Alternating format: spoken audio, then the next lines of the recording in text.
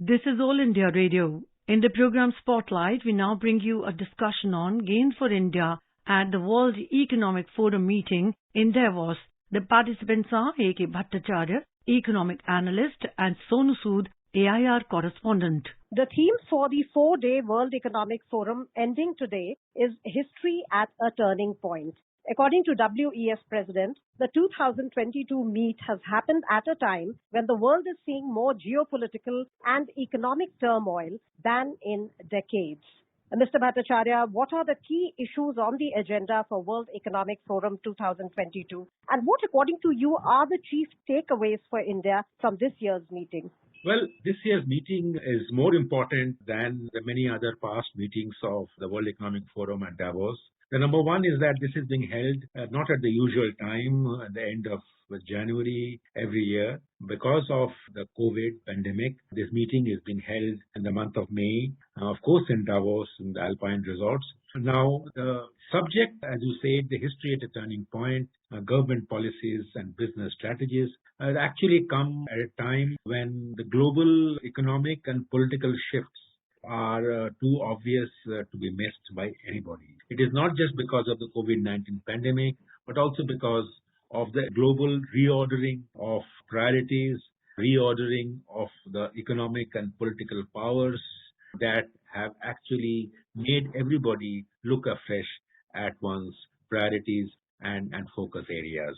There is a complexity of geopolitical risks which obviously have been triggered by Russia and China. There are issues about how the global economy probably is facing a recessionary situation where particularly the central bankers and economists are a little worried. The Chinese experience of the way they dealt with the COVID has led to a thinking that the supply chains have continued to remain disrupted. So this World Economic Forum's annual meeting has actually brought the global attention back to these issues and how the world can come out of this situation with fewer scars and more positive issues to look forward to. Karnataka Pavilion and Tamil Nadu Pavilion at the World Economic Forum saw brisk activity. For the benefit of our listeners, can you tell us something about the kind of interaction which takes place at these pavilions, at various meetings under the aegis of WEF? What are the various categories of participants and speakers? You are right. WEF is not just about the national government going to these annual meetings and letting the world know what the government is doing in terms of tackling the economic policy challenges. But this year, these state pavilions, also like in the past, and these state pavilions actually bring out the messages from the subnational governments. In this area, what has happened is the Andhra Pradesh has taken a big lead. They have actually signed as many as 3 agreements to expand one of them is to expand its pellet plant capacity, and they are holding discussions with various other leaders. ArcelorMittal, Nippon Steel has actually confirmed proposed investment of 1,000 crore in Vizag. So the Andhra Pradesh in particular has actually taken the lead in inviting more investments into the country, in the state. So it is not just a question of the central government going out and presenting its economic policy package and seeking more global collaborations and investments into the country. But there are also, state governments like Andhra Pradesh who have made a successful foray to World Economic Forum at this summit. In financial year 2021-22, India attracted a record $83.57 billion of foreign direct investment. What are the crucial factors that the government needs to keep its focus on so that India continues to be an attractive destination for foreign investors? The environment for the global investment has got a little problematic in the sense that the investment flows have slowed down a bit in the current year, particularly because of the Ukraine-Russia's conflict and also money being sucked out of the system by the central banks across the world, interest rates going up. So therefore, foreign investment will also take a hit in the current year, in my assessment. In view of this, the need for attracting more foreign investment becomes even more significant. The one factor that the Indian government must keep in mind in this situation is to how to ensure that the ease of doing business continues to remain favorable. And that is something which can be achieved by ushering in more reforms in the areas, particularly in the factor markets like labor. The government had come out with agricultural reforms. Unfortunately, they had to be rolled back because of the agitation. So even in the land reforms, and of course, these production-linked incentive schemes have been created for as many as 13 sectors. But a lot of foreign companies are actually interested in taking advantage of the scheme, getting those incentives for increasing investments and production. So I think on the whole, the investment scenario will depend a lot on these facilities, on the ease of doing business in the country, but most importantly, the manner in which infrastructure investments will take place. And so far, the infrastructure investment space has been maintained. The government has taken a lead in making sure that investments do not suffer any slowdown, particularly in the area of creating capital assets.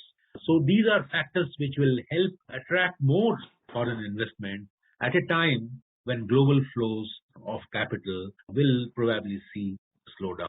So do you think an international forum like WEF helps the country to convey these advantages to foreign investors, the advantage of a stable policy regime, a robust reforms agenda, including the PLI scheme, and a business-friendly environment? You feel this is the right forum to convey all this? Among the World Economic Forum is certainly high-profile forum or a platform where global leaders, not just from the governments or subnational governments, from banking community, from the think tanks, from various multilateral institutions, they all get together and in an environment which is not encumbered by any formalities, they can actually mix, and accessibility is not an issue in such meetings.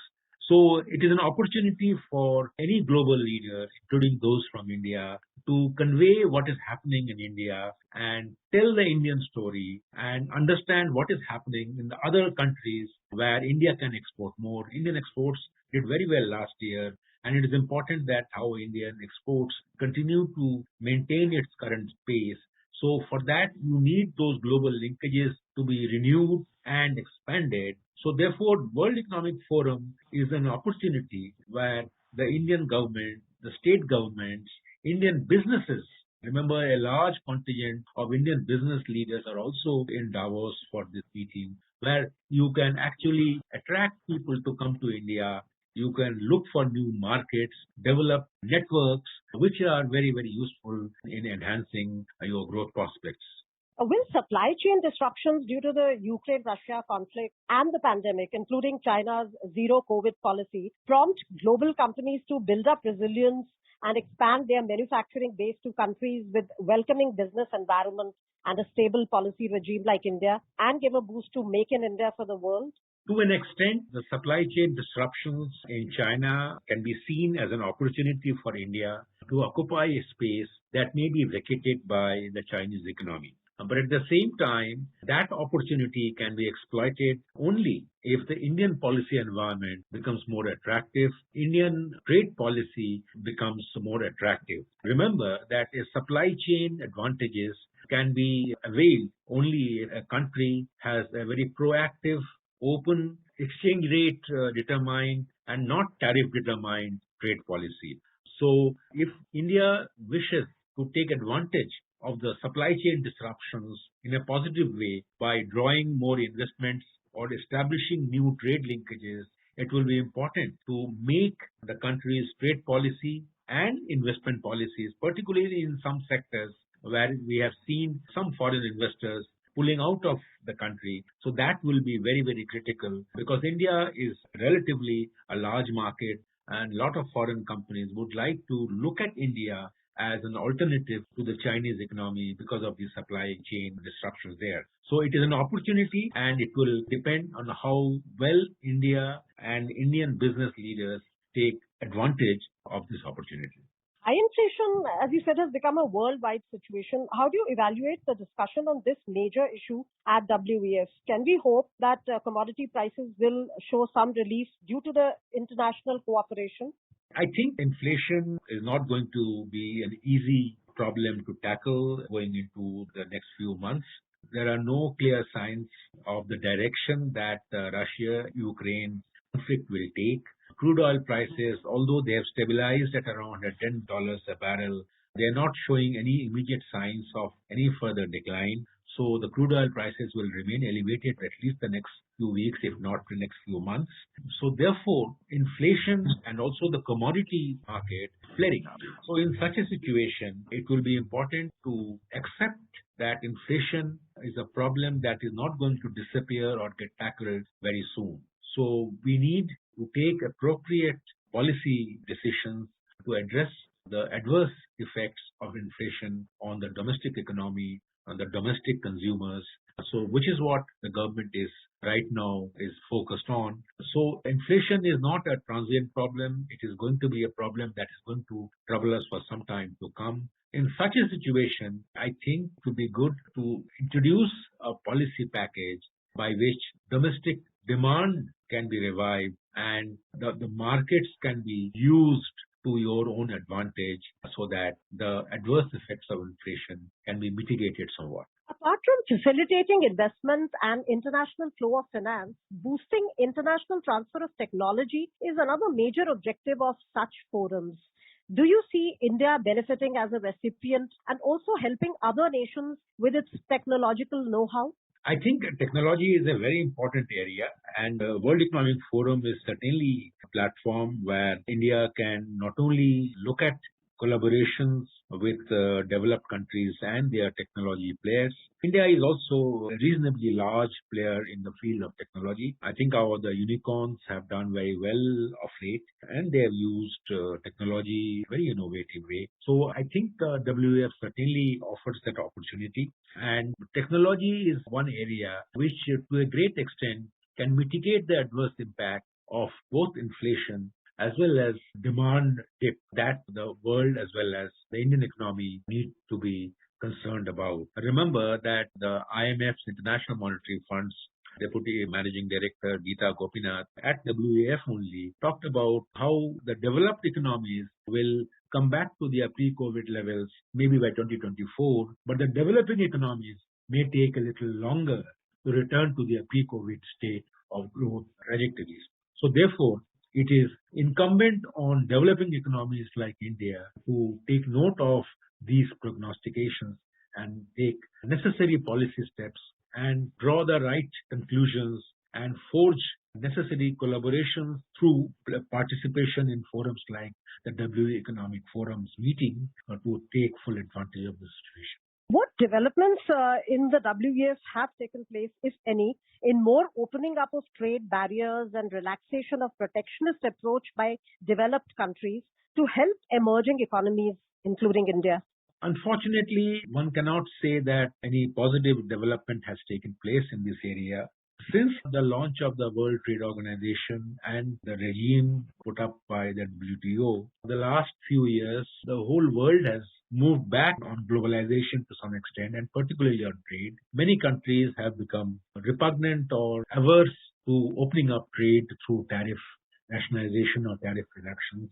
So if you have noted that while growth has taken place, but global trade growth has not increased at the same way as the global economic growth. So therefore, trade liberalization as an article of faith for many countries, including developed and developing countries, has lost the kind of importance it had. That is something which is worrisome. And unfortunately, World Economic Forum, which also espouses of trade liberalization, so far we have not seen any assertion or any meeting of minds on reopening these trade paths by lowering of tariffs and introducing more liberalization steps.